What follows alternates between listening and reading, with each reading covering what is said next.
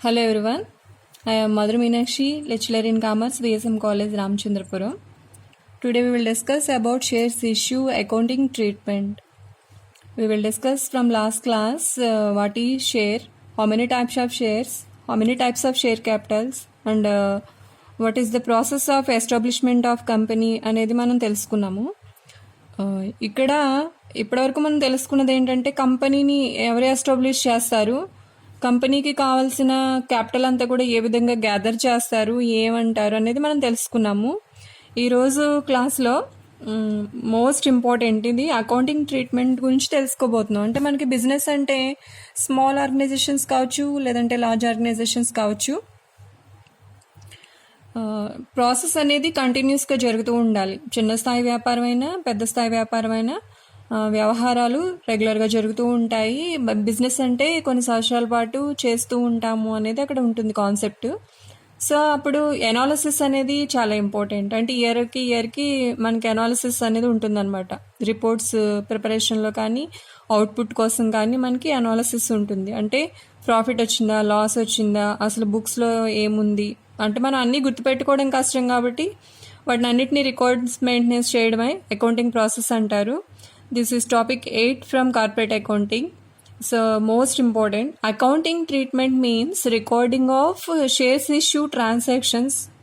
Okay, ఇక్కడ record చేయడానికి ముందు మనకి అసలు షేర్స్ ఇష్యూ అనేది ఎలా జరుగుతుంది, సో దానికి సంబంధించిన ప్రాసెస్ ఎలా ఉంటుంది అన్న విషయం మనకు ముందుగా తెలియాలి. షేర్ వాల్యూ అనేది ఒకటి ఉంటుంది. ఆ ప్రైస్ని డిసైడ్ చేసేది ఎవరు అంటే బోర్డ్ ఆఫ్ డైరెక్టర్స్. ఆ డైరెక్టర్స్ ప్రైస్ డిసైడ్ చేసిన తర్వాత పబ్లిక్కి ఆఫర్ చేయడం జరుగుతుంది. అంటే మేము ఇలా కంపెనీని ఎస్టాబ్లిష్ చేయాలనుకుంటున్నాము, మా కంపెనీలో ఇన్వెస్ట్ చేయండి, సో మా ఆబ్జెక్టివ్స్ ఇవి, ఫర్దర్గా మీకు కూడా బెనిఫిట్ ఉంటుంది, ఇవన్నీ కూడా చెప్తూ ప్రాస్పెక్టస్ తయారు చేయడం జరుగుతుంది. పరిచయ పత్రం జారీ చేసినప్పుడు ఆ పబ్లిక్ అంతా కూడా అట్రాక్ట్ అయ్యి సరే ఓకే మన ఇన్వెస్ట్మెంట్కి సెక్యూరిటీ ఉంటుంది, అలాగే మన ఇన్వెస్ట్మెంట్కి ఇన్కమ్ బేస్ చేసుకుని ఇన్కమ్ కూడా మనకు వచ్చే ఛాన్సెస్ ఉన్నాయి అనే హోప్ కానీ ఇంట్రెస్ట్ కానీ నమ్మకం కానీ ఎవరికైతే ఉంటుందో వాళ్ళు వాళ్ళ అమౌంట్ని ఇన్వెస్ట్ చేయడం అనేది జరుగుతుంది. సో ఇన్వెస్ట్ చేస్తున్నప్పుడు ఆ షేర్స్ ప్రైస్ ఎంత అనేది చాలా అవసరం. దాన్ని యాక్చువల్ ప్రైస్ అని కానీ ఫేస్ వాల్యూ అని కానీ అంటాము. అది డిసైడ్ చేసిన తర్వాత యాక్చువల్ వాల్యూకి ఇష్యూ చేయొచ్చు, డిస్కౌంట్కి ఇష్యూ చేయొచ్చు, ప్రీమియంకి ఇష్యూ చేయొచ్చు. యాక్చువల్ వాల్యూ అంటే ఎంత ధరనైతే నిర్ణయించారో అంతే ధరకి షేర్స్ ఇష్యూ చేయడం అని అర్థం. డిస్కౌంట్కి ఇష్యూ చేయడం అంటే నిర్ణయించిన ధర కన్నా తక్కువ మొత్తానికి వాటాలు జారీ చేయడం. అంటే ఇది యాక్చువల్గా కంపెనీ మీద ఒక బ్యాడ్ ఒపీనియన్ క్రియేట్ అవుతుంది, కానీ తప్పని పరిస్థితిలో షేర్స్ అమ్మాలి, కొంత అమౌంట్ కలెక్ట్ చేయాలనుకున్నప్పుడు ఈ సిచ్యువేషన్ ఎదురవుతుంది. ఫస్ట్ ఎస్టాబ్లిష్ చేస్తున్న కంపెనీ ఎప్పుడు కూడా డిస్కౌంట్కి ఇవ్వదు. అంటే స్టార్టింగ్లోనే డిమాండ్ లేక తక్కువకి ఇచ్చేసింది అనుకోండి, ఫర్దర్గా కంపెనీ డెవలప్ అవడానికి చాలా ప్రాబ్లం అవుతుంది. సో ఫస్ట్ ఎవరైతే ఇష్యూ చేస్తున్నారో వాళ్ళు డిస్కౌంట్కి ఇష్యూ చేయరు. ఇంకొచ్చి ప్రీమియం అంటే నిర్ణయించిన ప్రైస్ కన్నా కూడా ఎక్కువ ధరకు వాటాలు జారీ చేయడం అని అర్థం. పబ్లిక్ నుంచి బాగా డిమాండ్ ఉన్నప్పుడు ఈ సిచ్యువేషన్ అనేది వస్తుంది. మనం ఈరోజు క్లాస్లో ఫేస్ వాల్యూకి వాటాలు జారీ చేయడం అంటే ఏంటనేది తెలుసుకుందాము.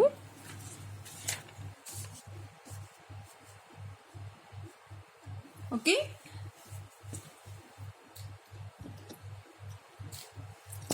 Shares issue at par value. Par value means face value, actual value. అంటే ఒక నిర్ణయించిన ధర అనేది ఉంటుంది, అదే ధరకు ప్రజలకు ఇష్యూ చేసి అదే ధరను ప్రజల వద్ద నుంచి వసూలు చేస్తున్నారు అనడాన్నే shares issue at par value అని చెప్పడం జరుగుతుంది. ముఖ విలువ, ముద్రిత విలువ,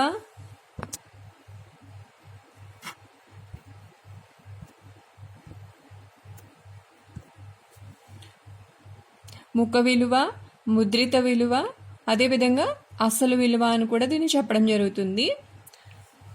సో ఇక్కడ మనం ఎలా ఇష్యూ చేశారు, ఆ అమౌంట్ని ఎలా కలెక్ట్ చేశారు, పార్ వాల్యూకి ఇష్యూ చేయడం అని ఎందుకు అంటున్నాము, ప్రాసెస్ ఎలా ఉంటుందనే చూద్దాము.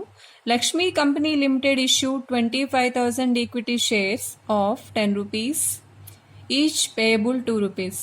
సో ఇక్కడ వరకు చూసుకుంటే లక్ష్మీ లిమిటెడ్ కంపెనీ వాళ్ళు 25,000 వాటాలు జారీ చేయాలనుకుంటున్నారు. ఒక్కొక్కటి వచ్చి 10 రూపీస్. ఈ డిసైడ్ చేసిన ప్రైస్నే ఫేస్ వాల్యూ అంటారు. ఈ ప్రైస్ని ఎలా డిసైడ్ చేస్తారు, ఒక్కొక్క వాటా 10 రూపాయల లేక 100 రూపీసా అనే దానికి డిఫరెంట్ టైప్స్ ఆఫ్ మెథడ్స్ని కంపెనీ ఫాలో అవుతూ డిసైడ్ అవుతుంది. ఆ మెథడ్స్ ఏంటనేది మనం ఫర్దర్గా తెలుసుకుందాం. ప్రజెంట్ టాపిక్ ఏంటంటే పార్ వాల్యూకి ఇష్యూ చేయడం అంటే ఏంటి, ఏం జరిగింది. ఓకే, సో ఒక్కొక్క వాటా విలువ 10 రూపాయలు. మొత్తం ఎన్ని వాటాలు జారీ చేయాలనుకుంటుందంటే 25,000 వాటాలు జారీ చేయాలనుకుంటుంది. Next, payable 2 rupees on application, దరఖాస్తుపై 2 రూపాయలు. 4 రూపీస్ ఆన్ అలాట్మెంట్, కేటాయింపుపై 4 రూపాయలు. 3 రూపీస్ ఆన్ ఫస్ట్ కాల్, మొదటి పిలుపుపై 3 రూపాయలు. And remaining 1 rupee final call. ఇక్కడ నిర్ణయించిన 10 రూపీస్ని ఒకేసారి కలెక్ట్ చేయాలని రూల్ ఏం లేదు. అంటే టర్మ్స్ కింద కంపెనీ తన ట్రాన్సాక్షన్స్కి తగ్గట్టుగా అవసరమైనప్పుడు కలెక్ట్ చేసుకోవచ్చు. అంటే అంతా కలెక్ట్ చేసేసి ఒకేసారి అలా సేవ్ చేసుకోవాలని రూల్ ఏం లేదు. ట్రాన్సాక్షన్స్ తగ్గట్టుగా కొద్ది కొద్దిగా కాల్స్ చేస్తూ వాటాదారుల నుంచి అవసరమైనప్పుడు కలెక్ట్ చేసుకోవచ్చు. దీనివల్ల ఏమవుతుందంటే షేర్ హోల్డర్స్ కూడా పెద్ద బడ్డని అనిపించదు అనమాట. పిలిచినప్పుడల్లా కొద్ది కొద్దిగా మొత్తం ఇస్తూ ఉంటారు. ఓకే, సో ఇక్కడ మనకి పార్ వాల్యూకి ఇష్యూ చేసిందని ఎలా అనుకుంటున్నామంటే డిసైడ్ చేసింది 10 రూపీస్. ఓకే, సో ఇక్కడ 2 రూపీస్ ముందుగా కలెక్ట్ చేస్తుంది. తర్వాత 4 రూపీస్, 2 + 4 6, 6 + 3 9, 9 + 1 10. 10 రూపీస్ అని నిర్ణయించి 10 రూపీస్ని ప్రజల దగ్గర నుంచి కలెక్ట్ చేస్తుంది. అంటే షేర్ హోల్డర్స్ దగ్గర నుంచి కలెక్ట్ చేస్తుంది. అంటే దీన్నే ఫేస్ వాల్యూకి ఇష్యూ చేయడం, పార్ వాల్యూకి ఇష్యూ చేయడం అని అంటారనమాట. ఇక్కడ 10 రూపీస్ కన్నా తక్కువ వసూలు చేసింది అనుకోండి డిస్కౌంట్ అని అర్థం. 10 రూపీస్ కన్నా ఎక్కువ అమౌంట్ కలెక్ట్ చేసింది అనుకోండి ప్రీమియం అని అర్థం. కానీ ఇక్కడ మనం ఈరోజు చెప్పుకుంటుంది ఎంత అయితే నిర్ణయించారో అదే ఫేస్ వాల్యూకి వాటాలు జారీ చేసి కలెక్ట్ చేయడం. 4 టర్మ్స్ కింద కలెక్ట్ చేస్తుంది అనమాట. అప్లికేషన్ మనీ 2 రూపీస్, అలాట్మెంట్ దీన్ని కేటాయింపు అంటారు, కేటాయింపు 4 రూపాయలు, మొదటి పిలుపుపై 3 రూపాయలు, మిగిలిన 1 రూపాయి చివరి పిలుపుగా పిలిచింది అనమాట. అంటే 4 దఫాలుగా ఈ 10 రూపాయలని కలెక్ట్ చేసింది. All the shares were subscribed. So ఇది మోస్ట్ ఇంపార్టెంట్ పాయింట్. అంటే వీళ్ళు 25,000 వాటాలు జారీ చేయాలనుకుంటున్నారు. ఓకే, ఈ 25,000 వాటాలకి ప్రజల వద్ద నుంచి డిమాండ్ ఉందా? ఓకే, సబ్స్క్రైబ్డ్ అన్ని వాటాలు చందా అంటే డిమాండ్ ఉంది అని అర్థం. Next important point, amount totally received, మొత్తం సొమ్ము వసూలు అయిపోయింది. ఇష్యూ చేయాలనుకున్న వాటాలు నిర్ణయించారు, ఆ అమౌంట్ అంతా కూడా కలెక్ట్ చేయాలనుకుంటున్నారు. కలెక్ట్ చేస్తుంటే పబ్లిక్ నుంచి డిమాండ్ ఉంది. డిమాండ్ ఉండడంతో పాటు ఎటువంటి సమస్య లేకుండా అమౌంట్ అంతా కూడా కలెక్ట్ అయిపోయింది అనమాట. అంటే నిర్ణయించిన ధరకే వాటాలు జారీ చేసి మొత్తం అన్ని వాటాలని సబ్స్క్రైబ్ చేసుకుని టోటల్ అమౌంట్ అంతా కూడా చాలా పీస్ఫుల్గా కలెక్ట్ చేసుకుంది కంపెనీ అని అర్థం. వీటికి ట్రాన్సాక్షన్స్ జరిగాయి. ఏం జరిగాయంటే అప్లికేషన్ మనీ కలెక్ట్ చేశారు, అలాట్మెంట్ కలెక్ట్ చేశారు, ఫస్ట్ కాల్ కలెక్ట్ చేశారు, ఫైనల్ కాల్ కలెక్ట్ చేశారు. ఈ 4 ట్రాన్సాక్షన్స్కి మనం ఎంట్రీస్ రాయడం అంటే ఏంటనేది తెలుసుకుందాము. అంతకన్నా ముందు ఈ 4 ట్రాన్సాక్షన్స్ ప్రకారం ఎప్పుడు ఎంత అమౌంట్ కలెక్ట్ చేసుకున్నదా అన్నదానికి మనకి వర్కింగ్ నోట్స్ చేసి పెట్టుకోవడం అనేది తెలుసుకుంటే కనుక చాలా ఈజీగా జర్నల్ ఎంట్రీస్ని ఐడెంటిఫై చేసుకుని అర్థం చేసుకోవచ్చు. చాలా వెంటనే అంటే చాలా ఈజీగా పోస్ట్ చేసేయచ్చు, ఎటువంటి కన్ఫ్యూజ్ లేకుండా, మిస్టేక్స్ లేకుండా. ఆ వర్కింగ్ నోట్స్ ఎలా ఉంటుంది అనేది ఇప్పుడు నేను చూపిస్తాను. ఓకే, సో ఈ విధంగా చేసుకోవడం వల్ల ఎంట్రీస్ని వెంటనే రాయొచ్చు, టైం వేస్ట్ అవ్వదు అనమాట. మనకి అకౌంట్స్ నేర్చుకోవడంలో మెయిన్ ఇంపార్టెంట్ పాయింట్ ఏంటంటే టైం సేవింగ్. అంటే మాన్యువల్గా వర్క్ చేస్తున్నప్పుడు చాలా లేట్ అవ్వచ్చు, మిస్టేక్స్ జరగవచ్చు. అవేం జరగకుండా కేర్ తీసుకోవాలి. వీలైనంత టైంని మనం సేవ్ చేసుకోవాలంటే ఈ విధంగా చేసుకోవడం బెటర్. సో ఆథరైజ్డ్ క్యాపిటల్, దీన్ని అధీకృత మూలధనం అని పిలుస్తారు. ఎన్ని వాటాలు అంటే 25,000 వాటాలు. ఒక్కొక్కటి కాస్ట్ వచ్చి 10 రూపాయలని డిసైడ్ చేశారు. అంటే వాళ్ళకి కావాల్సిన క్యాపిటల్ 2,50,000 రూపాయలు. ఓకే, అధీకృత మూలధనం 25,000 వాటాలు, 10 రూపాయలు ఒక్కొక్కటి, 2,50,000. అంటే వాళ్ళు నిర్ణయించారనమాట, డైరెక్టర్స్ నిర్ణయించారు. దీన్ని అధీకృత మూలధనం, ఆథరైజ్డ్ క్యాపిటల్ అంటాం. నిర్ణయించిన అన్ని వాటాలు జారీ చేశారా, జారీ చేసిన అన్ని వాటాలకి అమౌంట్ కలెక్ట్ చేసుకున్నారా అనేది ఇంపార్టెంట్. నెక్స్ట్ ఇష్యూడ్ క్యాపిటల్, అన్ని వాటాలను ఇష్యూ చేశారు. 25,000 షేర్స్ ఇంటూ 10, 2,50,000. ఈ అమౌంట్ని ఎలా కలెక్ట్ చేశారు. అప్లికేషన్ మనీ, దరఖాస్తు సొమ్ము, 25,000 ఇంటూ ₹2 మొత్తం వాటాలు ఇంటూ ఎంత కలెక్ట్ చేశారంటే దరఖాస్తుపై ₹2 కలెక్ట్ చేశారు కాబట్టి 50,000 ముందుగా వసూలు చేశారు. అలాట్మెంట్ మనీ 25,000 ఇంటూ 4 రూపీస్ తర్వాత కలెక్ట్ చేశారు కాబట్టి ₹1,00,000, రెండోసారి ₹1,00,000. తర్వాత వీటిని కాల్స్ అంటారు. ముందు దరఖాస్తు చేసుకోమని చెప్తారు, తర్వాత మీకు కేటాయించబడ్డాయి అని చెప్తారు, తర్వాత రిమైనింగ్ని కాల్స్ అనమాట, పిలవడం. ఫస్ట్ కాల్, ఫైనల్ కాల్, లేదా first call, second call, final call ఉండొచ్చు. అమౌంట్ని బట్టి వాళ్ళు డిసైడ్ అవ్వడం జరుగుతుంది. ఇక్కడైతే మనకి 2 కాల్స్ ఉన్నాయన్నమాట. సో ఫస్ట్ కాల్ మీద ₹3 కలెక్ట్ చేశారు, అంటే 75,000 వసూలు చేశారు. ఫైనల్ కాల్ మనీ ₹1, రిమైనింగ్ ₹1 అన్నారు కదా, ఈ రిమైనింగ్ ₹1 అంటే 25,000. అంటే ముందుగా 50,000 వసూలు చేశారు, తర్వాత ₹1,00,000 వసూలు చేశారు, తర్వాత మొదటి పిలుపు ద్వారా 75,000 వసూలు చేశారు, ఫైనల్గా 25,000. అంటే మొత్తం ₹2,50,000 కలెక్ట్ చేసేశారు. Decided capital and share price, issued capital, paid up capital, called up capital అన్నీ కూడా ఇవే అవుతాయి అన్నమాట. ఎంతైతే నిర్ణయించారో అన్నీ జారీ చేశారు, అమౌంట్ అంతా కూడా పిలిచారు, అమౌంట్ అంతా కూడా కలెక్ట్ అయిపోయింది. ఈ 4 ట్రాన్సాక్షన్స్కి మనకి ఇప్పుడు మన ఎంట్రీస్ రాలి. అమౌంట్స్ చేసి పెట్టుకున్నాం కాబట్టి డైరెక్ట్గా ఎంట్రీస్ రాసేసి ఈ అమౌంట్స్ తీసుకెళ్ళి మనం అక్కడ పోస్ట్ చేసుకోవడం అనేది జరుగుతుంది.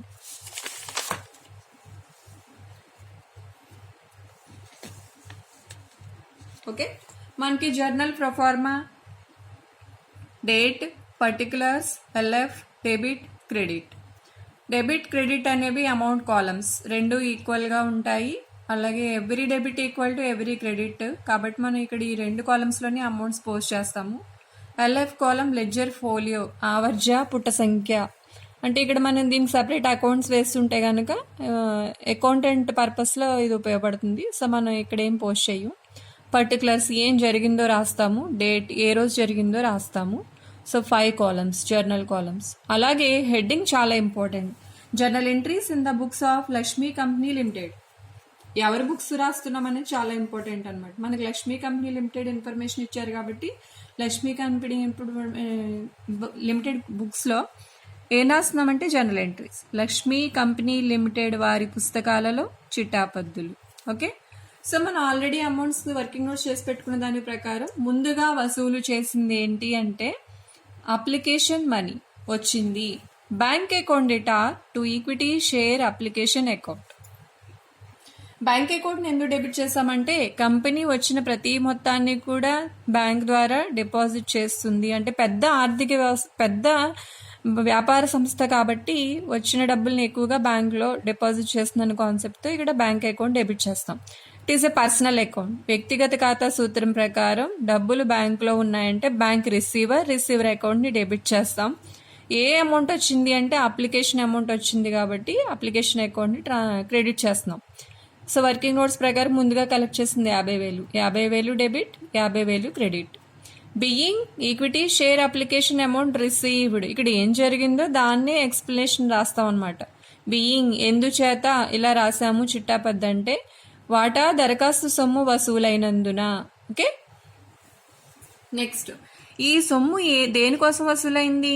క్యాపిటల్ కోసం గ్యాదర్ చేశారనమాట. ఈ 50,000 ఎందుకు గ్యాదర్ చేశారంటే క్యాపిటల్ కోసం కాబట్టి ఈ అమౌంట్ని నెక్స్ట్ క్యాపిటల్ అకౌంట్కి ట్రాన్స్ఫర్ చేసుకోవాలి. Second entry equity share application account data to equity share capital account. Capital అనేది ఎప్పుడు కూడా క్రెడిటే అవుతుంది, ఎందుకంటే లయబిలిటీ కాబట్టి. ఇది కూడా ఓనర్ ఈక్విటీ, అంటే మనం ఓనర్కి సంబంధించిన ట్రాన్సాక్షన్స్ 2 ఉంటాయి. Drawings, capital. డ్రాయింగ్స్ అంటే అతను తీసుకుంటున్నాడు, రిసీవర్, అందుకని డెబిట్ చేస్తాం. క్యాపిటల్ అంటే గివర్, అతను ఇస్తున్నాడు కాబట్టి క్రెడిట్ చేస్తాం అనమాట. సో క్యాపిటల్ని క్రెడిట్ చేసాము, ఈ అమౌంట్ని ట్రాన్స్ఫర్ చేసాం. మీరు ఇక్కడ గమనించుకోండి, ఇక్కడ ఈక్విటీ షేర్ అప్లికేషన్ అకౌంట్ని క్రెడిట్ చేసాము, ఇక్కడ ఒకసారి డెబిట్ చేస్తాం, అంటే క్యాన్సిల్ అయిపోయింది. ఇంక మిగిలింది bank account data to share capital account. అంటే ఈ 2 ఎంట్రీస్ ద్వారా ఏం తెలుస్తుందంటే బ్యాంక్లో అమౌంట్ ఉంది 50,000, ఏంటది? క్యాపిటల్. అంటే ఇక్కడ అప్లికేషన్ ద్వారా వచ్చినట్టు రాసుకున్నాం కానీ ట్రాన్స్ఫర్ చేసేసుకున్నాం అనమాట. అంటే ఇంక ఇది క్యాన్సిల్ అయిపోయి ఈ 2 మిగులుతున్నాయి అనమాట. Next allotment.